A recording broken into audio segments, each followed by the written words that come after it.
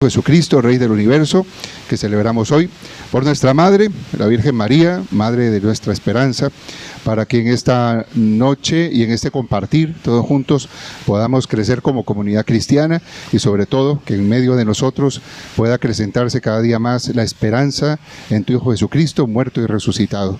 Que María, nuestra Madre, nos lleve a Él y nos conduzca siempre hacia Él. Él que vive y reina por los siglos de los siglos. Amén. Muy bien. Adelante, pueden sentarse. Voy a dar inicio a esta charla, a este momento, y ya dentro de un momentito van a empezar a servirles la cena. Entonces, no pasa nada, ustedes van comiendo y vamos conversando. ¿Ok? Muy bien, entonces,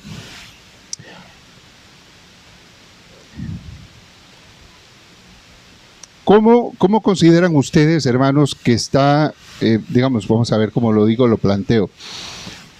La situación de hoy, ¿cómo la viven ustedes? Todo lo que está pasando hoy. Que cuando uno ve las noticias y todo eso, ¿qué es lo que hay en el ambiente? ¿Qué hay? Frustración, por ejemplo, ¿qué más? Tristeza, caos, guerra. Ahora está el Putin que si tira o no tira el cohete o nos mata a todos. Confusión, ¿qué más? Dolor, hambre, ¿verdad? Acabamos de pasar también una situación aquí con todas las lluvias y las inundaciones. Hay muchas familias que han perdido todo. Víctimas de situaciones, de tantas cosas, ¿verdad?, que pasan. Y esto, vamos a ver, muchas personas ante estas situaciones que pasan se hacen una gran pregunta. Y es cierto, hay muchas preguntas, pero hay una pregunta fundamental. Personas que en esto dicen, ¿dónde está Dios?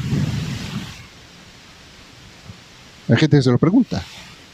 ¿Dónde está Dios? ¿Dónde se metió? ¿Dónde está el Señor?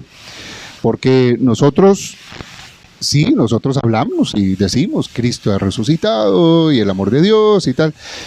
Pero hay situaciones muy fuertes y situaciones donde hay personas que, bueno, tal vez los que estamos aquí no lo sé, pero digamos, hay personas que están enfrentando situaciones muy duras, muy difíciles y que no es nada fácil. O sea, no es nada fácil de repente estar con tu familia y ver que, no sé, que creció el río y de repente estás sin nada, absolutamente, viviendo en un albergue o estando en un albergue.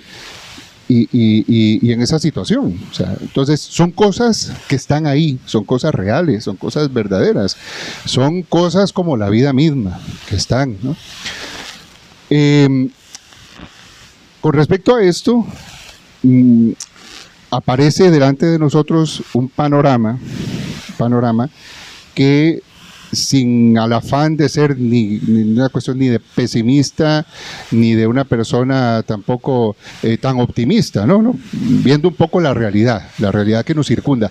Nosotros como cristianos no podemos vivir ausentes, alejados de la realidad en la que estamos inmersos. O sea, es cierto que tal vez cada uno de ustedes y yo vivimos una realidad personal, particular, pero eso no significa que yo cierre los ojos a una realidad que está ahí, que estamos también tocando todos los días en situaciones muy concretas que están pasando. Entonces el cristiano no está ahí para simplemente alejarse de las cosas que pasan, sino el cristiano también está para vivir en medio de un mundo y ser testigo de lo que está pasando en ese mundo. Y ciertamente el mundo, entre otras muchas cosas que pasa, nosotros nos percatamos de que el mundo ha perdido la esperanza. Mucha gente ha perdido la esperanza. Hay cosas que dicen, mira, la esperanza es lo último que se pierde. Sí, es cierto. Pero hay momentos en los cuales hay personas que se sienten desesperanzadas. Totalmente. Y es real. Y es una situación que se siente, que se percibe y que está ahí, ¿no? Entonces, hay una respuesta, sí, hay una respuesta desde la fe. Lógico, pero es una respuesta que no significa que uno simplemente se va a elevar o que la vida espiritual a nosotros nos desconecte de la realidad que la estamos viviendo. No, la fe y la gracia de Dios a ustedes y a mí nos va a ayudar a poder nosotros enfrentar precisamente desde la fe, como digo yo, para agarrar el toro por los cuernos, de las situaciones que están pasando, pero no para que uno como que se aliene o que de repente uno cierre los ojos y no está pasando nada. No, sí está pasando. Están pasando cosas y están pasando cosas muy serias y que comprometen la vida humana. O sea, situaciones donde de repente hay una amenaza latente de un señor que está ahí en el poder y que de repente dice, mira, yo puedo mandar un misil de no sé cuánto y matar de un golpe millones de personas. Eso no es jugando, eso no es así coser y cantar, ¿no? Eso es una realidad. Eso es una realidad que está ahí. Por eso digo, nosotros no podemos simplemente decir, es que son mis problemas. No, es que el mundo está así. Y ustedes como cristianos, y yo también, estamos llamados ¿a qué? A poder dar una respuesta también al mundo de hoy. A poder llevar una esperanza al mundo de hoy. Con respecto a esto, lo que queremos hablar hoy, precisamente, hablando de esto, hablando de nuestra vida, de nuestra relación con Dios y de nuestra espiritualidad cristiana, y desde ahí poder eso, llevarlo como acciones muy específicas, ¿no? Con respecto a lo que hacemos cada día. ¿Y cómo puedo yo? ¿Qué puedo hacer yo? Podemos hacer mucho, muchísimo. Podemos hacer por el mundo de hoy, cada uno de nosotros, ¿no?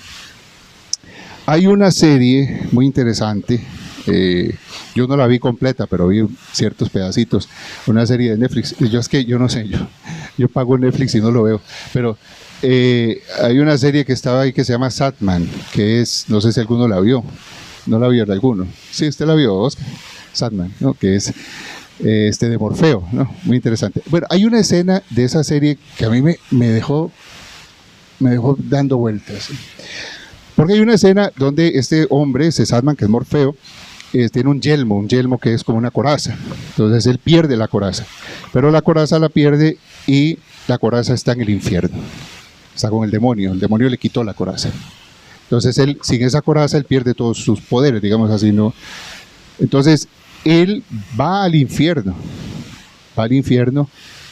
a encontrarse con Satanás para que le devuelva su yelmo. Cuando llega, el demonio, claro, está ahí, ¿verdad? El demonio, que se ve muy guapa el demonio, ¿no? Muy bonito. Y entonces el demonio le dice, bueno, como yo soy la persona a la que tú estás retando, yo voy a poner las condiciones de este duelo. Entonces hacen un duelo, ¿no? Morfeo con el demonio. Entonces dice el demonio, juego yo primero. Y le dice el demonio a Sandman, le dice, yo soy un lobo feroz que te va a atacar. Y ¡zas! Le pega un zarpazo.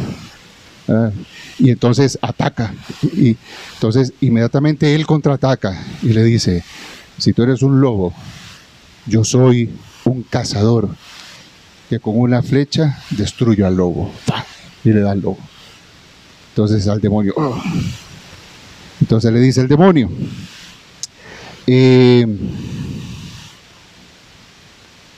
yo soy una serpiente. Una serpiente. Le dice, y lo muerde. ¡Chas! ¿No? Entonces él lo muerde. Y ante eso le dice él al demonio, si tú eres una serpiente, yo soy un águila. Y las águilas se comen a las serpientes. Y agarra a la serpiente. Llega un momento en que ya el demonio va diciéndole cosas, ¿no? Y le dice el demonio, yo soy una supernova. ¿Saben lo que es una supernova? Es en el espacio, ¿no? Una nova, ¡pum!, explota y destruye todos los planetas. Le dice, entonces, yo soy una nova que explota y que destruye todo el planeta Tierra. Y entonces aparece donde aparece el demonio, destruye todo el planeta. Y ante eso, él se vuelve y le dice, si tú eres una supernova, yo soy el universo. Y el universo da la vida. Y entonces todo se recupera. Y entonces le dice el demonio, yo soy la antivida, soy la oscuridad. Y todo, absolutamente todo se convierte en oscuridad. Y cuando todo se convierte en oscuridad, le dice el demonio, gané.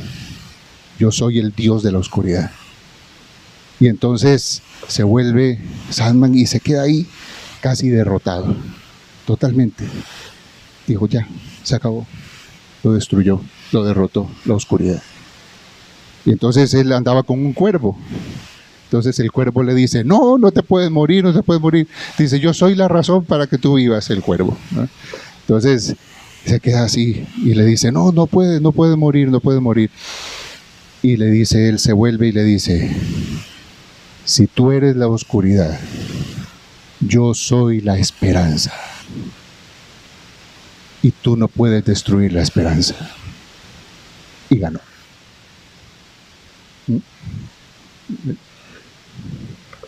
Interesante, ¿verdad? Oh, si quieren, ven esa escena, es muy interesante. Dice, la esperanza, yo soy la esperanza. Y el demonio no puede contra la esperanza. Por eso también él va a intentar robarnos la esperanza. ¿Qué es la esperanza? ¿Alguno sabe qué es la esperanza?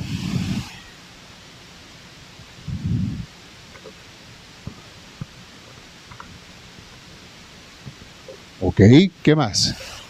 Esperanza. Esperar con ansias. Muy bien. Dentro de la vida cristiana, ¿dónde está la esperanza? ¿Dónde se ubica la esperanza? En la fe. Ok. ¿Qué es? Es una virtud. Una virtud teologal. ¿Cuántas virtudes teologales hay? ¿Cuáles son? Fe, esperanza y caridad. Muy bien. ¿Y cuál es la diferencia entre fe y esperanza? ¿Cuál es la diferencia entre fe y esperanza? ¿No? La fe es la certeza de lo que no tenemos. Y la esperanza, Gabriel, pasa. ¿Habrá alguna diferencia? Porque hay fe, esperanza y caridad. ¿Ok? Bueno, dicen los santos padres de la iglesia, hablando de la fe, de la esperanza y la caridad, que sí son virtudes lógicamente teologales. Virtudes teologales significa que son dadas por Dios. ¿Ok? Son dadas por Dios. Nosotros podemos ser personas virtuosas, ¿cierto? ¿Verdad, Vivian? ¿Cómo se ganó, por ejemplo, una virtud humana? ¿Cuál es?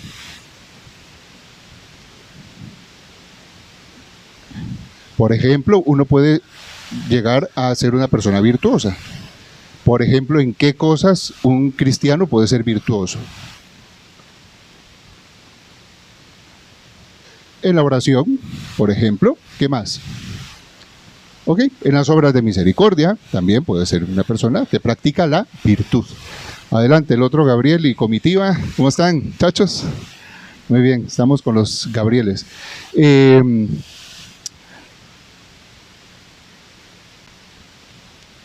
Fe, esperanza y caridad, entonces les decía, son dadas por Dios. No se ganan a fuerza de voluntarismo, a fuerza, no, es un regalo que Dios nos da. La fe la recibimos en un sacramento. ¿En qué sacramento recibimos la fe? En el bautismo, ¿no? Cuando uno le dice a los papás, ¿qué piden ustedes a la iglesia de Dios para Petronilo? Pobrecito, usted sabe que le pongan así. Entonces dice, entonces hay papás que le dicen a uno, ay padre, yo le pido salud. No es salud, pídale, es la fe, le piden fe, no, fe.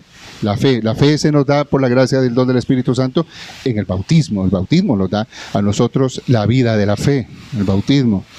Bien, pero vean qué interesante, la fe, ¿qué es la fe? ¿No? ¿Qué es la fe? Uno dice, sí, la fe, tenga fe, ¿no? Yo digo, tenga fe. ¿Y eso cómo se come? Ten fe. ¿Eso cómo se digiere? O sea, ¿cómo se lleva a la práctica? ¿Qué? Ten fe, tú ten fe. ¿Eso qué es? Confiar. Confiar. Uno confía. ¿Y en qué confía? En Dios. ¿Y confía que va a salir bien o qué? Es una experiencia. Pero la fe, ¿qué es? Confiar en que, una vez me decía una señora, yo se los he comentado.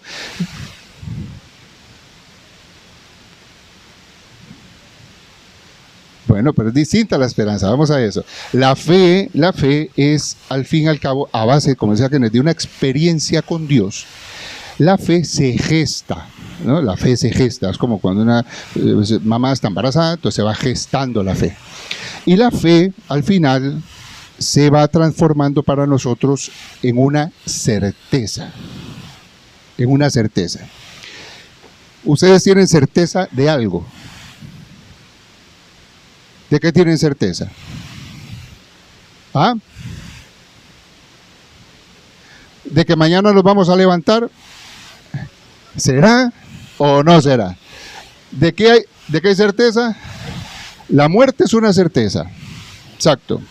La muerte es, como dirían en España, es impepinable. La muerte es, no hay quite. O sea, uno dice, que yo no quiero, mira, yo no quiero, no me parece, no me gusta, no la entiendo, no quiero que me duela, pero llega. O sea, la muerte es muerte. La muerte es una certeza. La vida, bueno, la vida la tenemos, es un don de Dios, vida y muerte, certeza. ¿Qué otra certeza? El amor de Dios. El amor de Dios. Esa es la certeza de la fe. Hay otra certeza que yo digo que es el tiempo. ¿En qué sentido? En que el tiempo es inexorable. Es decir, el tiempo, ustedes y yo no lo podemos parar. El tiempo es el tiempo. Entonces uno dice, ay, es que ¿por qué este día mejor no dura 12 horas? No, ¿cuánto dura un día? 24 horas. Dicen que es el bien más democrático que Dios nos dio a todos. El tiempo de un día, 24 horas. Hay gente que las 24 horas se le hacen, ojalá, o sea, que uno esté con una persona que le cae mal, madre, ¿eh? O sea, ese día a uno se le hace eterno, pero uno dice, Dios mío, ¿cuándo se va a acabar esto? ¿Verdad, Jackie? Ahora que uno esté trabajando y algún compañero de trabajo no sea como muy y no, ¿a qué hora se acaba esto, verdad? Y al contrario, a veces hay días que en lugar de 24 horas a uno se le hacen, pero así.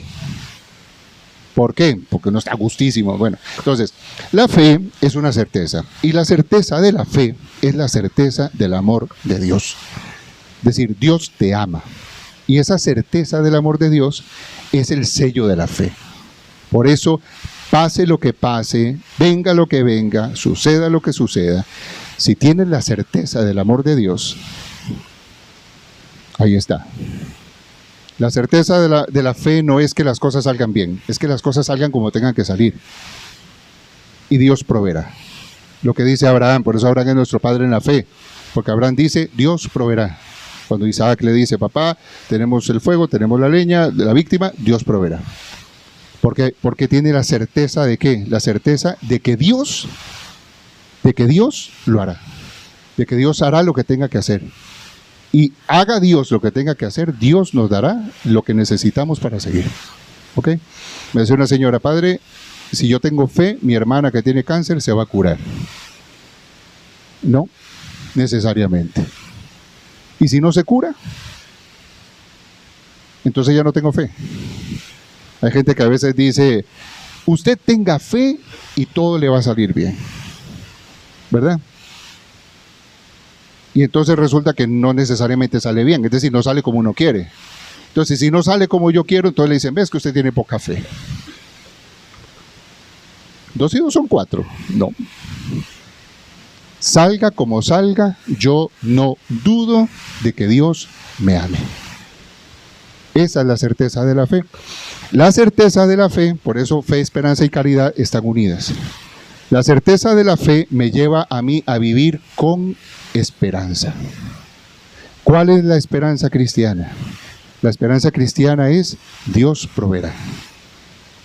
Es decir, yo tengo fe, sé que Dios me ama. Y como sé que Dios me ama, yo sé que Dios no me va a abandonar. Pase lo que pase, la esperanza cristiana nos lleva a nosotros, no solamente es una espera con ansias, en el sentido de esperar algo, sino es una espera con certeza.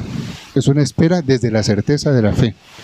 Y esa certeza de la fe, vivida en la esperanza cristiana, de saber que Dios al final saldrá victorioso y saldrá vencedor. porque esa es la certeza de la fe y la vida de la esperanza cristiana. Lo que dirá San Pablo cuando habla de la esperanza, San Pablo dice que la esperanza, en ese caso dice San Pablo, ¿qué esperamos nosotros? Esperamos un cielo nuevo y una tierra nueva. Esperamos que Dios transforme este cuerpo humilde en un cuerpo glorioso. Y esa es la esperanza cristiana que nos da la certeza de la fe. ¿Okay? Ahora, la certeza de la fe nos lleva a la esperanza y la esperanza a nosotros nos lleva a la caridad. ¿Qué significa la caridad? Significa el hecho de cómo ustedes y yo nos movemos en este mundo desde el amor. Es decir, el Señor nos llama a dar la vida. Y a dar la vida, que significa amar. Y amar significa, por lo tanto, una práctica, un hecho, una acción. La misericordia es una acción. La misericordia no es, que se imaginarán, pero la misericordia es acción. Tuve hambre y me diste de comer. Tuve sed y me diste de beber. Fui forastero, me hospedaste. Estuve desnudo y me vestiste. Enfermo y en la cárcel me viniste a ver. Cada vez que lo hiciste con uno de estos mis hermanos, conmigo lo hiciste, dice Jesús. Ahora, esa es la práctica de la caridad, la práctica de la misericordia. El poner en práctica el mandamiento del amor. Ámense los unos a los otros como yo los he amado. Pero, ¿por qué voy yo a practicar el amor? O sea, ¿por qué voy a dar la vida por ti? Porque hay una esperanza, porque hay una fe. Por eso las tres no se pueden separar. Como decir, es que cada una va por su lado. No, es que cada una lleva a la otra.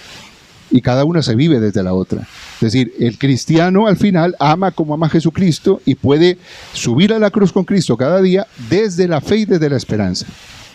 No desde otra parte, sino desde ahí. Escuchaba una frase que decía, ahora la decía en misa también, si mañana se termina el mundo, yo hoy sembraría un árbol. Eso es esperanza. Otra persona diría, ¿para qué va a sembrar un árbol si mañana se acaba todo? ¿No? Si mañana se termina el mundo, ¿tú qué harías? Sembrar un árbol, o dos, o tres, o cuatro, ¿no? En ese sentido. ¿Por qué? Porque ahí viene la esperanza cristiana. María, nuestra madre, decimos es la madre de la esperanza. Entendiéndolo como que María a nosotros nos va a dar la esperanza. Cristo es nuestra esperanza. ¿Y por qué? Porque precisamente en Cristo es donde vamos a encontrar la respuesta de Dios para nuestra vida. Mirándolo a Él, en Él vamos a encontrar la realización precisamente de esa esperanza. Jesucristo, cuando da la vida por nosotros, da la vida en la esperanza. ¿De qué? De que su Padre no lo va a abandonar en la muerte, sino que lo va a resucitar. Y cuando Jesús está en la cruz, y desde la cruz dice, reza el Salmo 21, y clama a su Padre, y le dice, Elí, Elí, lama sabactani, Dios mío, ¿por qué me has abandonado? Grita desde la esperanza. Es decir, yo sé que mi papá no me va a abandonar. Lo sé. Y muere en la esperanza. Y Dios le resucita, el Padre le resucita. En ese sentido, por eso María es la madre de la esperanza. La fe, la esperanza iluminan, por lo tanto, la oscuridad del sufrimiento humano. O sea, a veces uno dice, ¿tiene sentido el sufrimiento? Lo que he vivido, lo que he pasado en mi casa, en mi familia, con mi familia, el sufrimiento, cuando uno toca el sufrimiento, cuando uno vive el sufrimiento, ¿tiene sentido ese sufrimiento? Desde la esperanza cristiana, sí, tiene un sentido. Y por eso la esperanza es tan importante para ustedes y para mí, porque muchas veces nosotros sin percatarnos, a veces nos desesperanzamos. Por eso es tan importante hoy, al mundo de hoy, anunciarle una esperanza y decirle que sí hay esperanza. Y que la esperanza no muere, que la esperanza a nosotros nos mantiene precisamente vivos. ¿Bien? María es madre de la esperanza. Hay tres momentos de la Virgen María que quiero tocar ahora para ver este misterio de María como madre de la esperanza. Lo primero es María en la Anunciación. Ya prontito vamos a escuchar el relato de la Anunciación, ¿verdad? En Navidad, muy prontito, ¿no? ¿Algunos se acuerdan qué pasó el día de la Anunciación? ¿Qué dice la palabra? El ángel, ¿qué pasó? El ángel Gabriel se le presentó a María y ¿qué? ¿Qué le dijo? María, no tengas miedo, has hallado gracia delante de Dios. ¿Y qué más le va a decir? Muy bien, ¿qué más le va a decir? Nada más. Vas a concebir en el seno y vas a dar a luz un hijo. Muy bien, eso pasó en la Anunciación. María llega y de repente, como yo les digo, a veces nosotros tendemos como a, digamos, como a romantizar la historia. Y digo romantizarla porque a veces la cubrimos de un halo así como muy romántico. O sea, fue una cuestión dura, difícil. María ya estaba comprometida con José, el ángel viene y de repente el ángel se presenta sin avisar y simplemente le dice a María, María, cambio de planes. O sea, lo de José sí está bien y tal, pero vamos a hacerle una variante, ¿ok? Una pequeña variante. Y la pequeña variante es que usted queda embarazada. ¿Qué le parece? Con todo lo que eso significaba en aquel momento. ¿Qué significaba eso? Significaba que María, una vez, a mí me llama la atención el texto de la Anunciación, sobre todo el final, cuando dice, y el ángel, dejándola, se fue. ¿Y cómo quedó María? Quedó embarazada, ¿y qué más?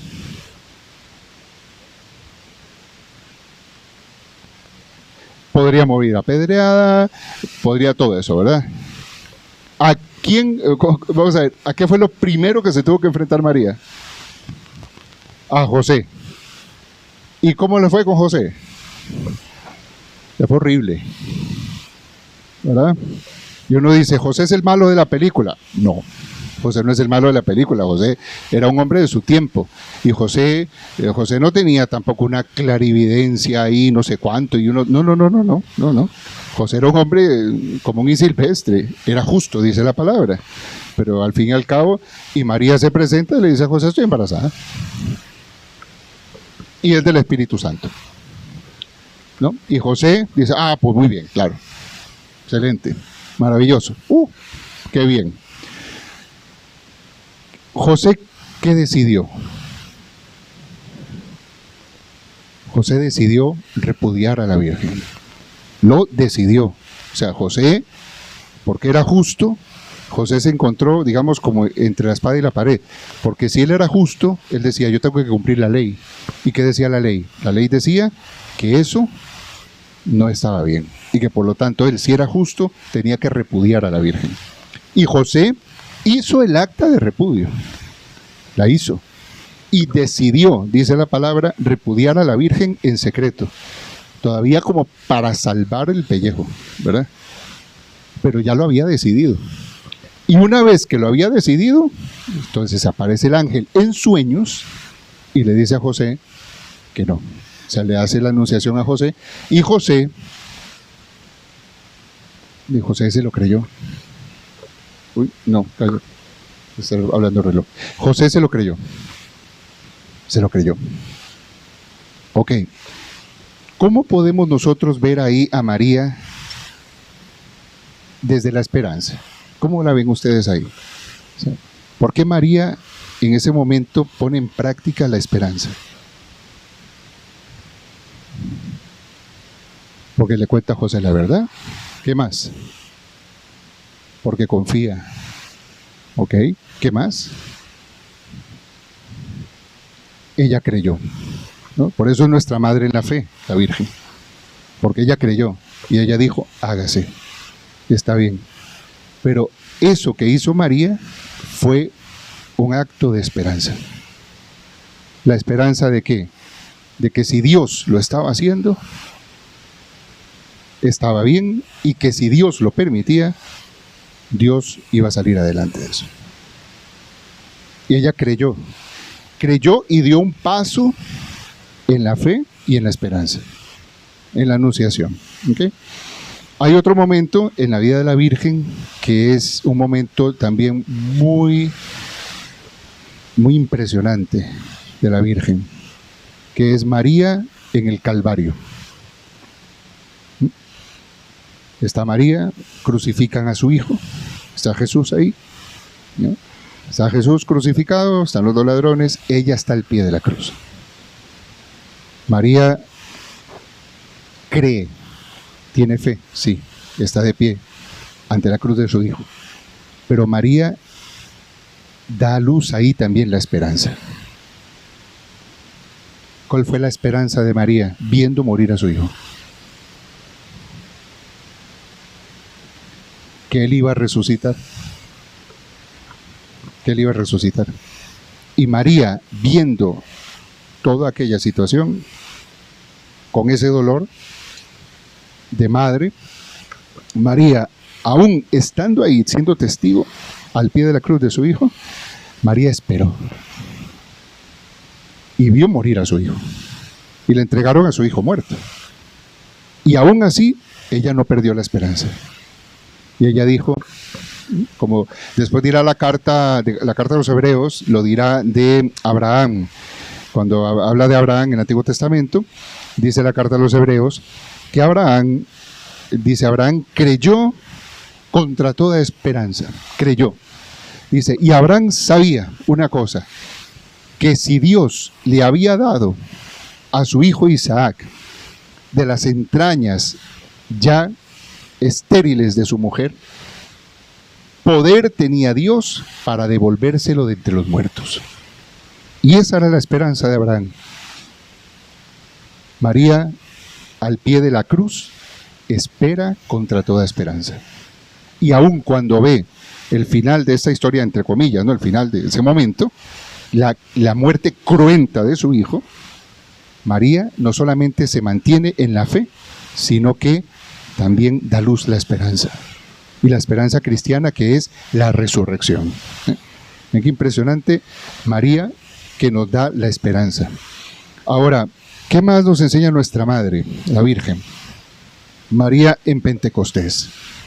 Una vez que pasa todo, Jesús resucita, se le presenta a María, se le presenta a los discípulos, aparece Jesús resucitado. Jesús asciende al cielo, y aparece Pentecostés. ¿Qué ocurrió en Pentecostés? ¿Vivían? ¿Cómo estaban? ¿Dónde estaban? ¿En dónde? En un aposento alto. ¿Usted estuvo ahí? No. Ah, bueno. En Pentecostés, en el cenáculo, ¿verdad? En el cenáculo. Y ahí estaban los discípulos con María. Es interesante que María está en el momento en que se da a luz la iglesia, ¿verdad? En ese momento nace la iglesia, según la tradición de la iglesia, ¿no? Nace la iglesia, en la efusión del Espíritu Santo. Y María está ahí. María está ahí como madre de la esperanza. Y María está en el centro de los apóstoles, de todos los apóstoles, manteniendo viva la fe y la esperanza. Por eso la iglesia nace también en la esperanza de María orando en Pentecostés. Ahí está María, orando en Pentecostés y viendo con esperanza el nacimiento de la iglesia. A veces nosotros, yo no sé si en algún momento vemos la iglesia y nos desesperanzamos.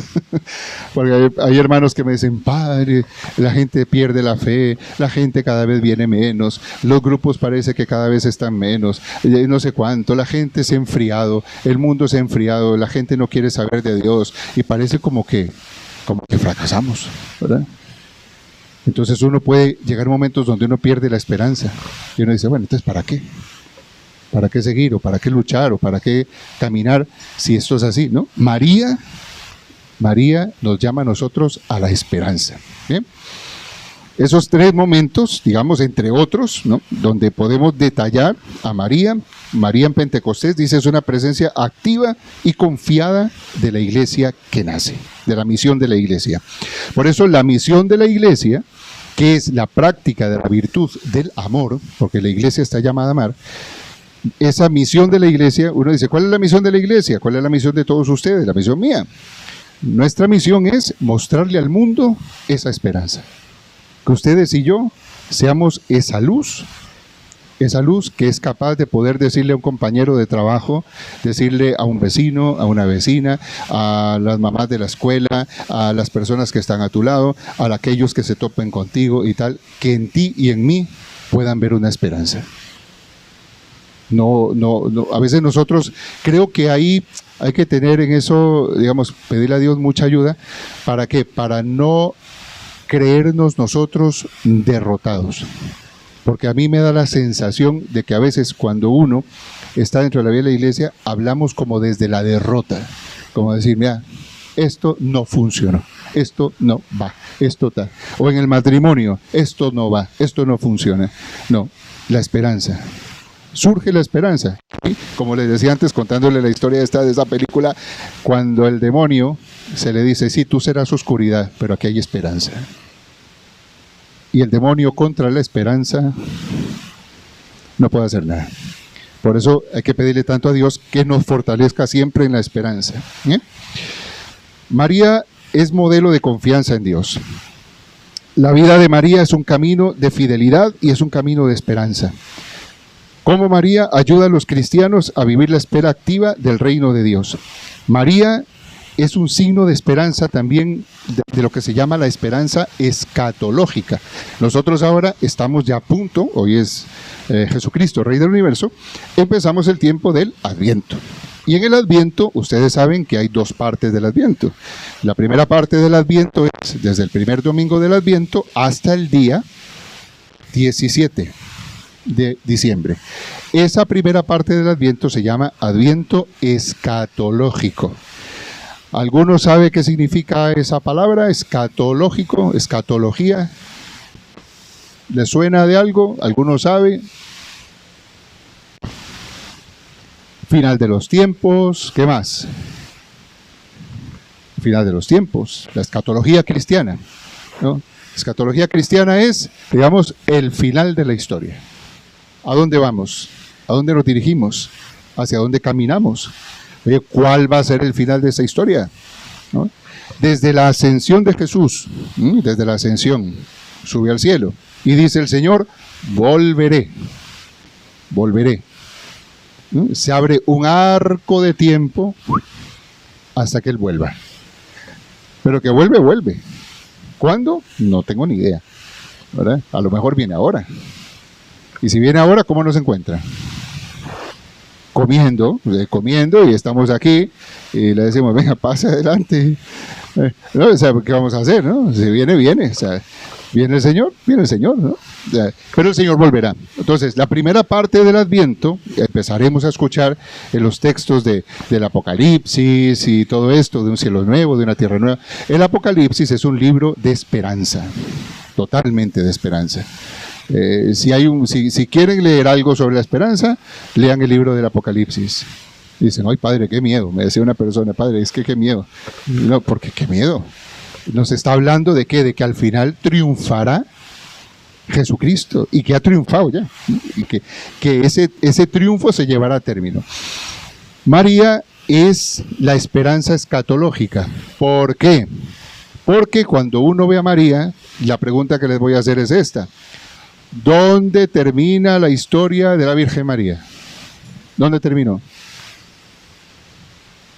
¿Dónde termina? ¿Cómo termina la historia de María? Fue asunta al cielo. Fue asunta al cielo. María fue llevada al cielo. Claro, fue llevada al cielo. Entonces, ¿dónde termina la historia de María?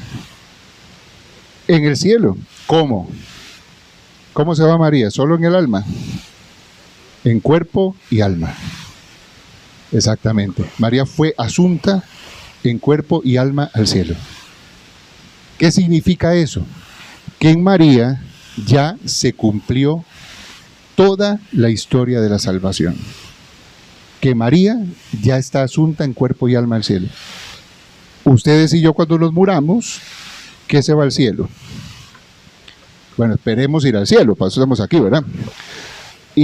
Bueno, el purgatorio ya es ganancia, pero esperemos en Dios ir al cielo. Yo espero que vayamos al cielo, o sea, yo quiero ir al cielo, ¿verdad? Exactamente, esa es la esperanza cristiana, ir al cielo. Pero nos vamos y nuestro cuerpecito, pues se queda por aquí y se lo comen los gusanitos y devolvemos a la tierra lo que la tierra nos prestó, ¿no? Eso es lo que pasa. Pero ¿qué pasará al final de los tiempos? ¿Qué decimos en el credo? Creo en la resurrección la resurrección de la carne.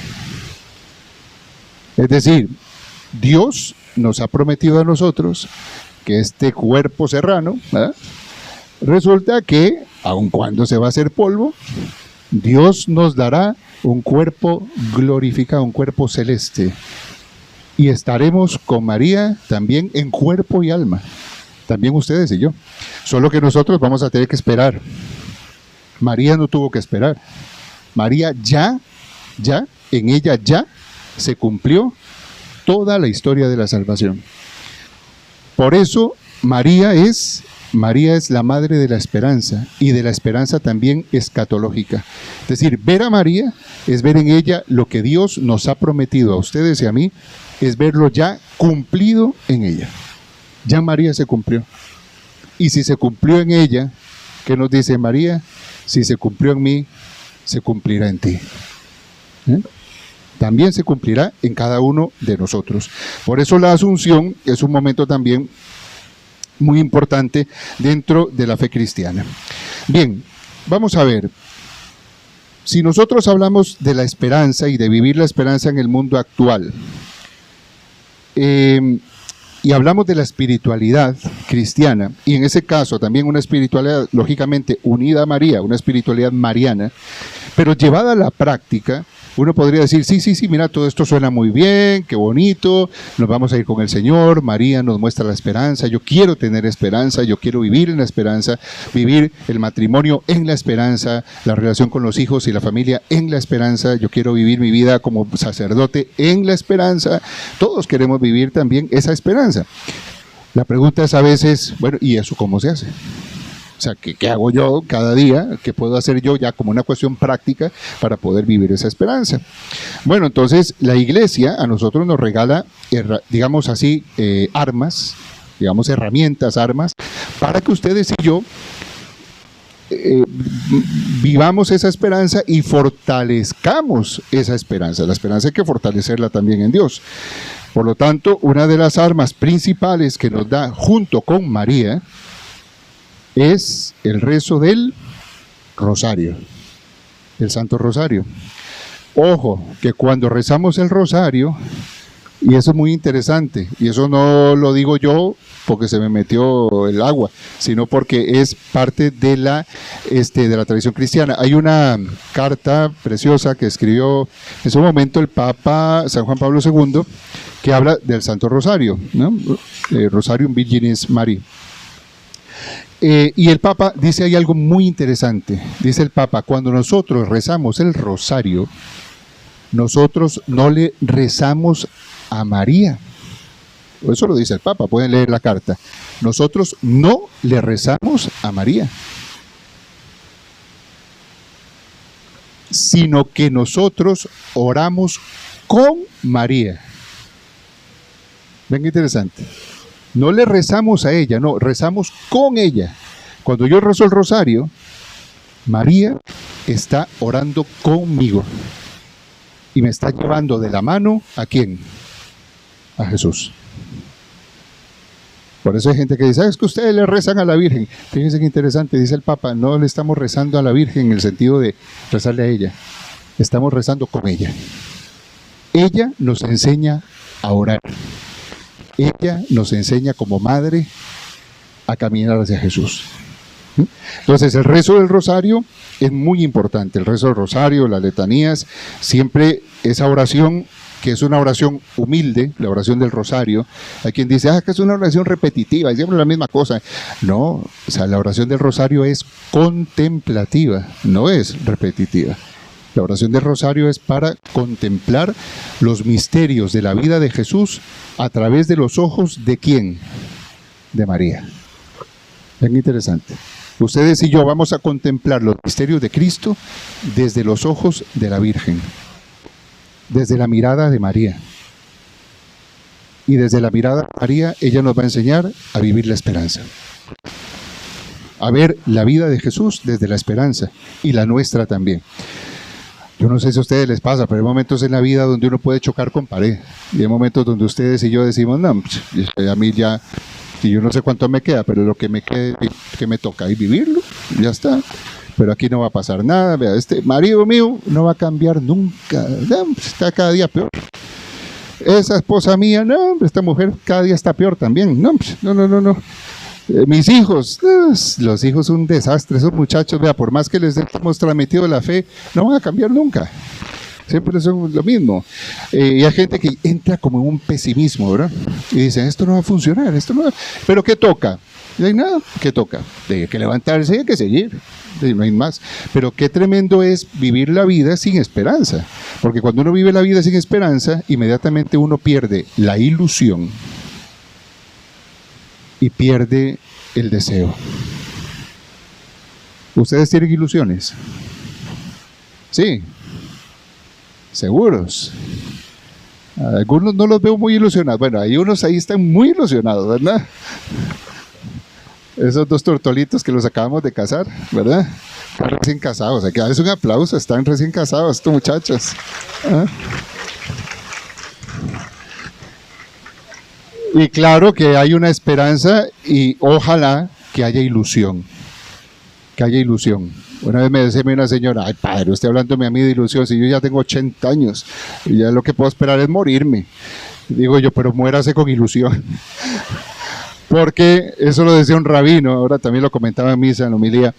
Escuchaba el relato de un rabino hablando de Moisés. Precioso. Porque hay un principio en el pueblo de Israel que dice, Dios es bueno.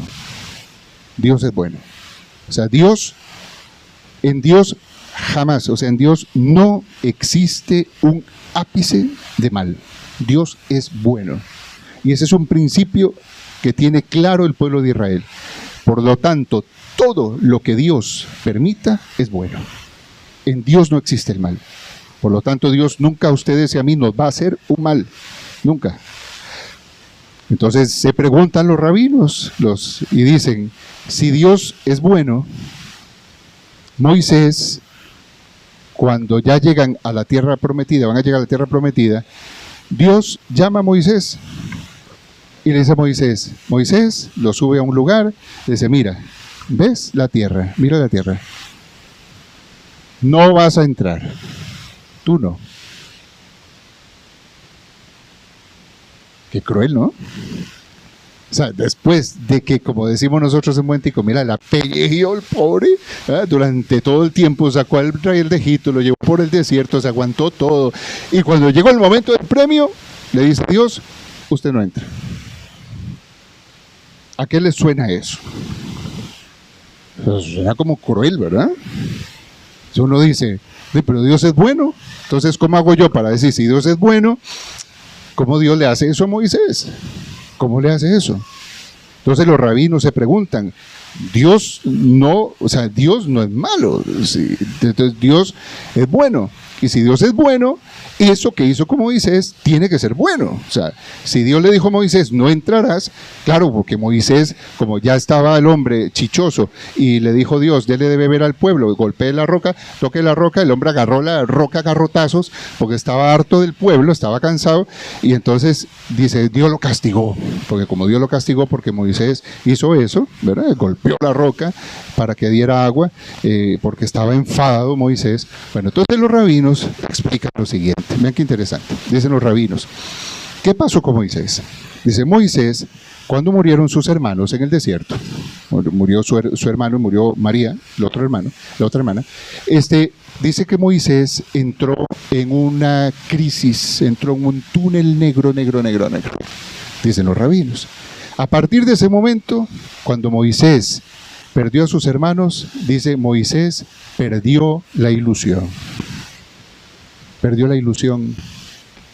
Y a partir de entonces, Moisés empezó a caminar con el pueblo, pero empezó a caminar con el pueblo sin ilusión, sin esperanza, sin ganas, harto, con un pueblo jupón, pueblo cabezón, un pueblo no fácil, y encima se la ponían difícil. Entonces Moisés iba harto, pero harto. Entonces dice que Moisés entró literalmente en un momento donde él perdió todo. Y ya no quería nada, nada le hacía ilusión, nada le quería, nada funcionaba. Entonces dicen los rabinos que Dios, que es bueno, como Moisés ya estaba a las puertas de la muerte, porque ya Moisés iba a morir, ya estaba viejito, dice que entonces Dios le sube a Moisés a este lugar, le enseña la tierra y le dice: Moisés, mira la tierra porque tanto has anhelado, tanto has luchado, tú no vas a entrar. Dice, ¿y por qué Dios le dijo eso? Para que Moisés volviera a desear. Para que Moisés volviera a desear la tierra. Entonces dicen los rabinos que la muerte a ustedes y a mí nos encuentre deseando. Siempre nos encuentre deseando, nos encuentre con ilusión. Que cuando venga la hermana muerte por nosotros, le digamos a la hermana muerte: mira, bueno, toca, me voy, pero vea, tenía un montón de planes, ¿verdad? Pero bueno, ahí se quedarán. Pero que la muerte te encuentre con planes, con deseos y con ilusiones. Esa es la esperanza cristiana. Por eso el Señor nos devuelve la esperanza. Entonces, María nos invita a ser portadores de la esperanza en este mundo, a ustedes y a mí, en nuestros entornos, en nuestros ambientes, donde estemos, a practicar las obras de misericordia. También esa es una manera de reavivar en nosotros la esperanza, practicar la misericordia. Fortalecer la comunidad, la fe, donde estemos, si estamos en una comunidad, en un grupo viviendo la fe, no sé, que fortalezcamos ahí cada uno de nosotros la fe también en esa vivencia en la comunidad cristiana. María es nuestra intercesora, es nuestra madre espiritual. Por lo tanto, la esperanza cristiana tiene su fundamento en Cristo, y en María encuentra un modelo cercano y un modelo humano.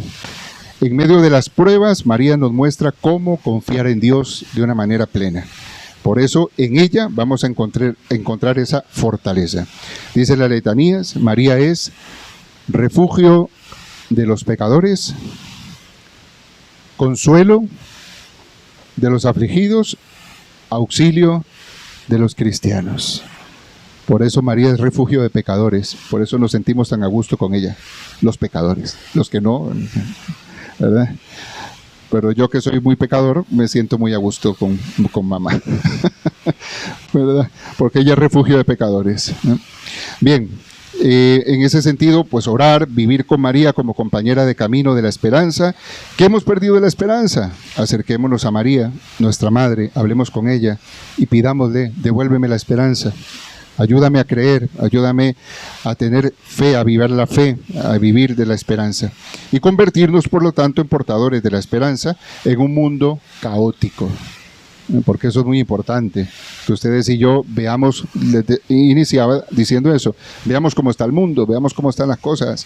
Bueno, ustedes y yo tenemos una palabra también que llevar a los demás, y es decir a los demás que hay una esperanza y que no perdamos esa esperanza. Muy bien, entonces ahora vamos a, los que están comiendo, nada más un momentito, vamos a parar, se van a poner de pie y vamos a hacer esta oración a María. Con eso ya concluimos.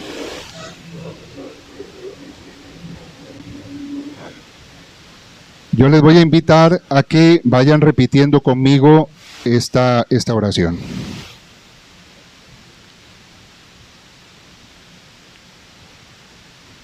Madre de la esperanza y Madre nuestra, enséñanos a orar para que nunca decaiga nuestra fe en tu Hijo, Salvador de todos los hombres. Virgen bendita de la esperanza, Protégenos del desánimo, del desaliento y la zozobra, sobre todo cuando nos alcancen y nos desarmen. Que tu imagen dolorosa nos reanime y nos reafirme en la espera. Cuando nos sintamos desfallecer. Cuando las propias fuerzas no alcancen y el horizonte se llene de nubarrones, que tu ejemplo inmarcesible al pie de la cruz de tu Hijo, Señor nuestro, nos muestre el camino para transformar nuestro dolor en esperanza. Señora de la esperanza en quien descansamos, concédenos vislumbrar con renovada confianza la vida eterna que se nos ha prometido y alumbra nuestro peregrinaje en la tierra para que sepamos llevar esperanza a los que caminan a nuestro lado. Acoge, Dios Padre, nuestras súplicas esperanzadas. Por Jesucristo nuestro Señor. Santa María, Madre de la Esperanza, ruega por nosotros. Muy bien, pueden continuar y esto es todo por ahora.